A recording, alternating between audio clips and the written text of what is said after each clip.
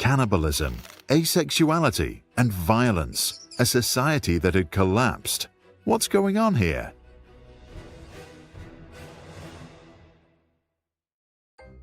In 1972, John B. Calhoun detailed the specifications of a utopia designed for mice, built in the laboratory. Every aspect of Universe 25, as this particular model was called, was designed to cater for the well-being of its rodent residents, increase their lifespan, and allow them to mate. There was abundant food, water, and nesting material. The universe was cleaned regularly. There were no predators, the temperature stable. Paradise. Or maybe not. 4 pairs of disease-free mice selected from the National Institute of Health's elite breeding colony moved in on day 1. It took months for the rodents to familiarize themselves with their new world. Then they started to reproduce, and the population increased exponentially, doubling every 55 days. Those were the good times in paradise.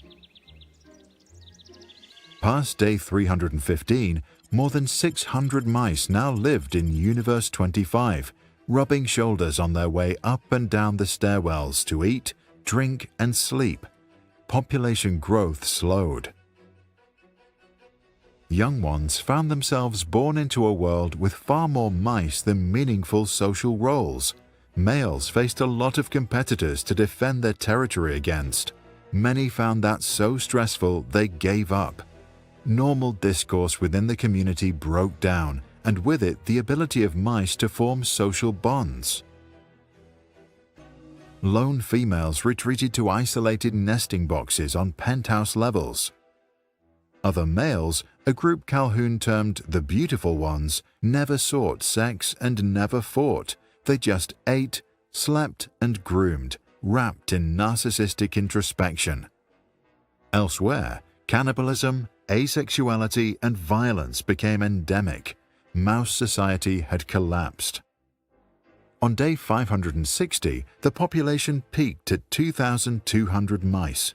A few mice survived past weaning until day 600, after which there were few pregnancies and no surviving young. As the population had stopped regenerating itself, its path to extinction was clear. The mice had lost the capacity to rebuild their numbers. Many that could still conceive, such as the beautiful ones and their secluded singleton female counterparts, had lost the social ability to do so. On day 920 was the last conception. The last mouse died on May 23, 1973, 4 years and 10 months after colonization. Calhoun later said that the creatures had died 2 deaths. The first was that of their spirit and their society. The second death was that of their physical body. It was not the first time the ethologist had built a world for rodents. Calhoun had been creating utopian environments for rats and mice since the 1940s, with consistent results. Overpopulation leads to explosive violence and hypersexual activity, followed by asexuality, self-destruction, and extinction. In his widely cited paper, Population Density and Social Pathology, Calhoun concluded, no matter how sophisticated we are, once the number of individuals capable of filling social roles greatly exceeds the number of such roles, only violence and disruption can follow. He then referred to a phenomenon he called behavioral sink. Behavioral sink is our desire to be in the presence of others, to be conditioned to seek to be near others, and to be drawn to the crowd, in spite of the conflicts that this can generate. Drawing from Calhoun's popular research, social scientists started to call for restrictions on reproduction as the only possible response to the world's rising population. Calhoun himself was more optimistic about our future. He argued, as our physical space declines, we are forced to extend a conceptual space, our network of ideas and technologies. Later in his career, he turned to possible solutions and began to build creative universes that minimize the ill effects of overcrowding. What are your thoughts?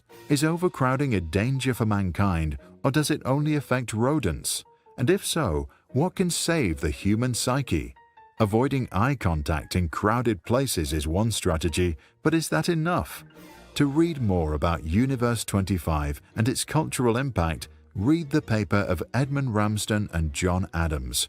You'll find a link in the description below.